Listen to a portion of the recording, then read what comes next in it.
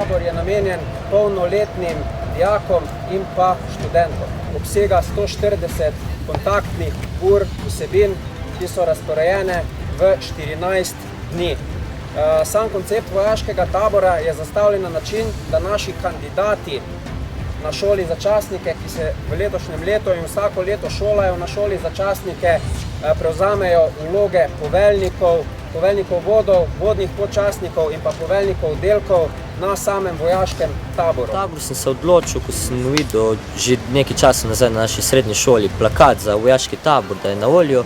In sem imel tej že dolga leta željo, da bi se ga udeležil, ampak vedno je med počitnicami prišel nekaj vmes. Se peljali s helikopterjem, potem smo tudi premagovali strah na plezališču Iglica, imeli smo tudi orientacijski pohod.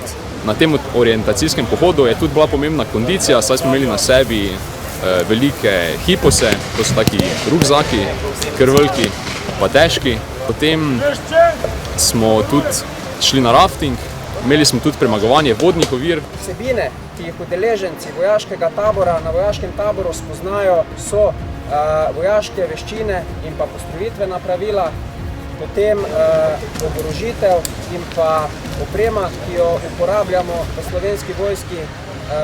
Udeleženci imajo možnost tudi streljati za zračno puško, malokalibersko puško, avtomatsko puško, letos R2000, torej naša puška Slovenske vojske, in pa pištolo.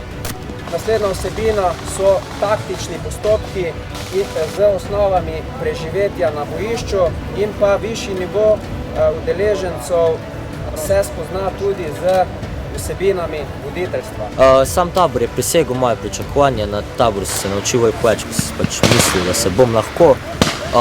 Bil je tudi fizično naporen na trenutke, ampak smo zdržali, smo se med sabo motivirali, si pomagali, da smo pač vsi skupaj prišli do cilja.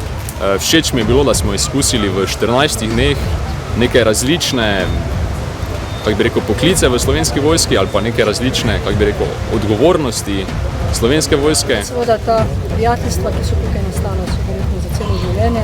Vtisi, ki so tu nastali, so zagotovo za celo življenje. Mi pa upamo, da bodo takšni, da ne samo, da bodo ti udeleženci se odločali za naš poklic, za vojaški poklic, ampak da bodo tudi spodbudili druge svoje prijatelje, sošolce, brate, sestre, da pridejo k nam pogledati, se preizkusijo tukaj in se nam potem pripričajo. Da pa priporočil vsakemu, ki bi se pač želel ali sam preizkusiti kaj novega naučiti ali pa samo spoznati koga novega.